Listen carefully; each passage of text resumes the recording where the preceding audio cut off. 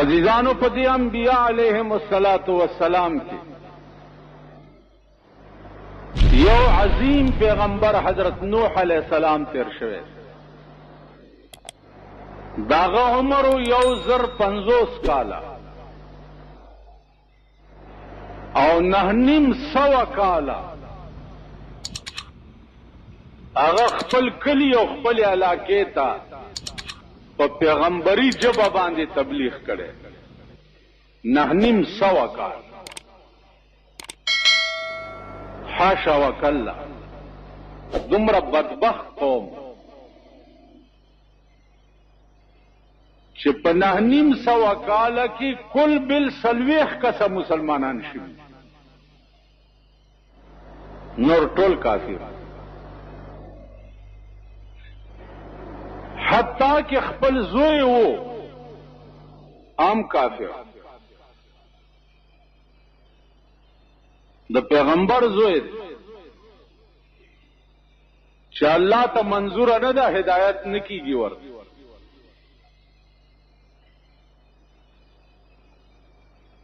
عزیزانو 900 کال پس چې د نوح علیه السلام بالکل زړه خله تراغه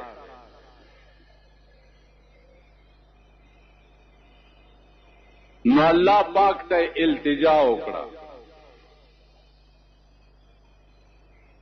او د قوم ته خیره وکړه قال نوح رب لا تذر على الارض من الكافرين ديارا اے پروردگارا د زمکه په سر یو خاوند کور پرې مدي خدایا داسې طوفان او عذاب براولي چې د کور لوټه مخکاره نشي د پیغمبر خیروا الله ورته فرمایل چې ته کشتای جوړه کا نوح علیہ السلام لرګی را پیدا کړو کشتای جوړول شروع قوم به ورته راغی چې دا څه کوي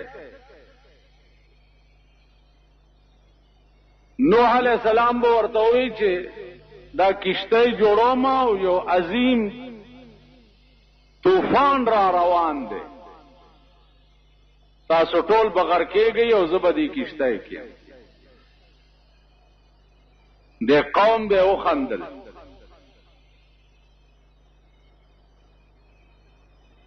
البه دته وګور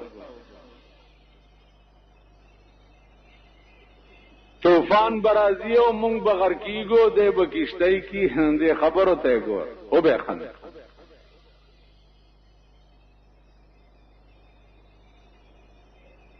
نوح علیہ السلام ویلی چې یا الله دا بدبخت قوم خو الټه ما پورې خان دي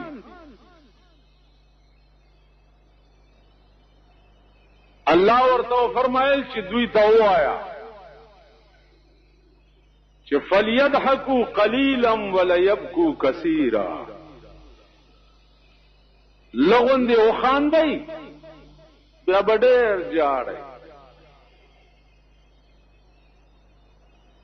اوسم لګ وخت او خاندي بیا بداسي جاړی چې ټول عمر بم جړا سو کراټینګول نشي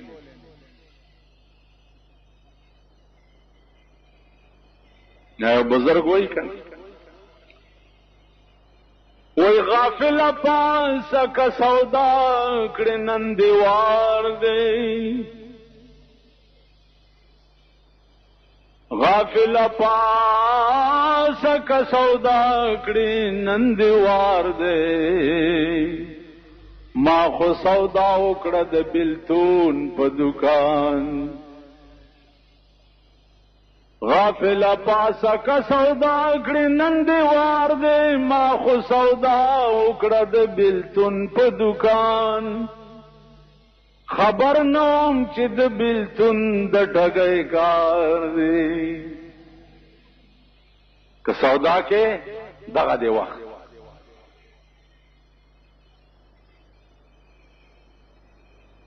نو ورته وی فلیضحکوا قلیلا ولیبکوا کثیرا، لغون دی وخاندئ د بډیر جاړ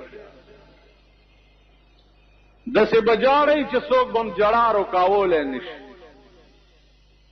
دوی به په یو بل ټیلې ووالئ راځه مړه د مولیانو خبرې. اوس خو هم په پاکستان کې د صوبه سرحد د خلقو یقین راغلی که نه؟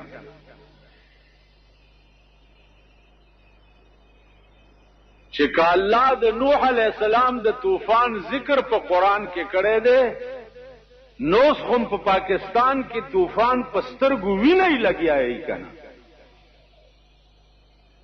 نو کوم الله چې په هزاره او په پنجاب کې طوفان راوستی شي، هغه الله په پېښور کې نشي راوستی؟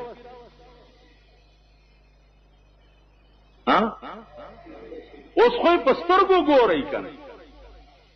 د نوح علیه السلام خبرې خو زه د مولیانو خبرې وې، قصې وې. اوس خو په سترګو وکته.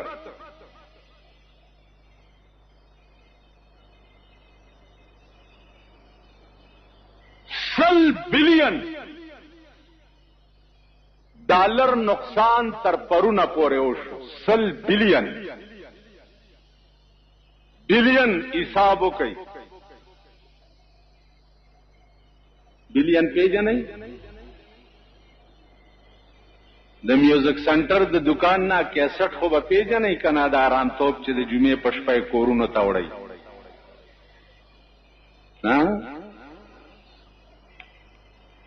زه خو هره ورځ د سوټمارې زامن د جمعې په شپه ګورم.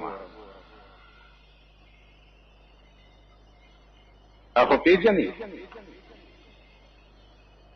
1,10,00,000 وایا 1,10,00,000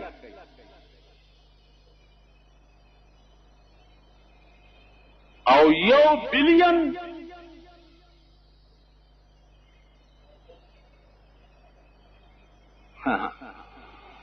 ازی گوشتوان یا اماما خفر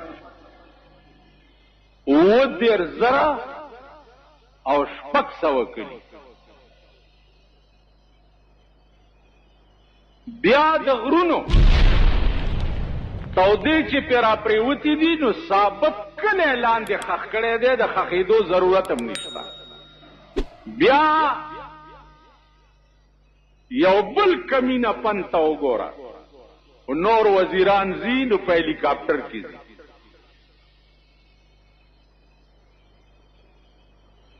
په هلیکاپټر کې ځي او بیا کیمرامینان او ټي وي سټیشن والا ځان سره بوتلی. یو طرف ته 100 بلین نقصان پاکستان ته وشو، او بل طرف ته د ټي وي او د کیمرامینانو چې څومره اخراجات وي، یا یوه ګنټه چې هلیکاپټرو چلیږي د 40,000 روپو تیل خوري. نو پاس نه پیداسي ګرځي چې پورا تباہ شوي کلا بچي.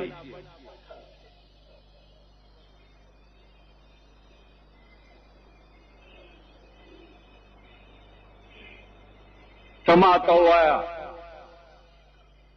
چې ستا کور وران شي او زه درشم، نو زما په 8مې پیړۍ د نالتي چې زه کیمرې والا ځان سره بوزم چې راځه زه دا وران کړی ځای ګورم، زما فوټو باسه چې خلک یې وګوري چې خانم راغلی او کتور.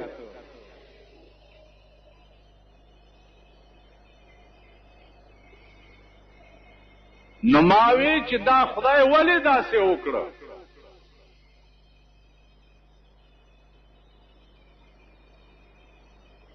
هر وخت په خطره کې اوسئ. ستا د توربیلې د بند هم دیوالونه خوځي لګیا.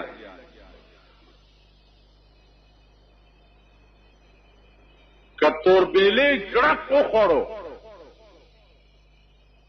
بیا به نه پیښور وي او نه به مردان وي او نه به چارسده وي او نه به خلیل وي او نه به مومند وي او نه به څه وي، یو جړک او خدای له څه ګران دي. عزیزانو ما سره ټلویزیون نشته، خو د شپې 9 بجو خبرنامه کې چاته ځای که خپلم ټولو کرستا څوک چې دا گاډو والا دي دې کافر بچو کرم، دا گاډو کې سبزیانې چې خرڅي دي کرم شته. نو عزیزانو کم خدای چې هغه څه کولی شي هغه خدای دام کولی شي. نو د پاکستان قوم ته به اوس یقین راغلی چې د نوح علیه السلام په کشته پورې ټوکې کولې او ډرامې کولې او کشته تیاره شوه او نوح علیه السلام سره د مرګرو په کشته کې سور شو، نو باران شروع شو، ځمکې به د لاندې نه اوبه راخوټ کولې او اسمان به د پاس نه راوړی. علما لیکي چې د اسمان نه یو ساس کې به د کوهي تور غر عمره را پرېوته، یو ساس کې د کوهي تور غر عمره را پرېوته. نو ځمکې ته حکم هغې لاندې نه راخوټ کولې او اسمان د پاس نه راوړی.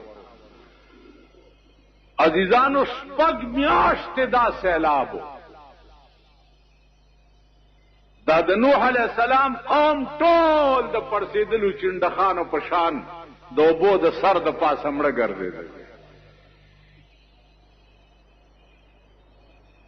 نوح علیه السلام ورته وویل چې ما درته نه ویلي چې فلیضحکوا قلیلا ولیبکوا کثیرا، لغوندې وخاندئ بیا به ډېر ژاړئ. پلار د زوی نه نو خبر، زوی د پلار نه نو خبر، مور د لور نه نو خبره او لور د مور نه نو. هر څه ملیامیټ شو. هغه کشته اوسم په یو غره پرته ده. د نوح علیه السلام زوی چې غرقېده نو پلار ورته ووایي چې ارکب معنا، بچیا دی کشته ته راسور شه، لا عاصم اليوم، نن خلاصې نشته. هغه ورته ویل زه به غره ته پاس وخېږم، په غره کې به پناه ونیسم. نوح علیه السلام ورته لا عاصم اليوم، نن چېرته د خدای د قهر نه بچ کېدل نشته. د غره ته منډه کړه او په یو سرنګ کې ننوتو، ځان پسې هغه د سرنګ خوله بند کړه چې دلته به اوبه د کم ځای نه راننوځي. علما لیکي چې خپلې متیازې ته دومره وبهېدې چې دی پکې ډوب شو. الله دریاب ورته د تشو متیازو په لار جوړ. خدای کولی شي که نه؟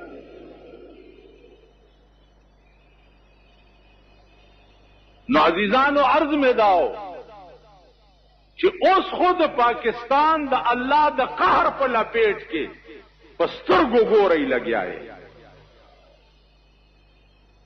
دا ولې داسې وشو؟ دا ولې؟ دا ځکه وشو ایران د خدای د قهر په لپیټ کې ولې راغلی و؟ ځکه چې د شاهنشاه ایران په وخت کې ایران د هرې ګناه ډیپو، د هرې ګناه. نو چې انقلاب پې راغی بیا د شاهنشاه ایران د خښېدو ځمکه هم نه وه. امیر عباس هویدا 14 کاله د ایران وزیر اعظم پاتې شوی و چې توپې ته یې وتړلو، ویلې ګناه مې څه ده؟ ویل ته 14 کاله د ایران وزیر اعظم وې او 14 کاله ایران د زنا او د شرابو ډیپو، تا پکې کړت نه دی کړی، ستا دا ګناه وه. توپې ته یې وتړلو، غړم به ورکو چې په هوا کې مرغانو غوښې وخوړې. په ایران قهر ولې نازل شو؟ ځکه چې د زنا او د شرابو ډیپو. عزیزانو د کابل ښار دی اوس د الله د قهر په لپیټ کې ولې راغی؟ د کابل د ښار پوښتنه د کابل خلکو نه تپوس وکړئ. دا اورېدو درته نه وای، د لیدو درته وای. 40 غنټې په کور کې وي سی آر او دبلې او باجې غږي. په داسې حال کې خدای هیر دی، په داسې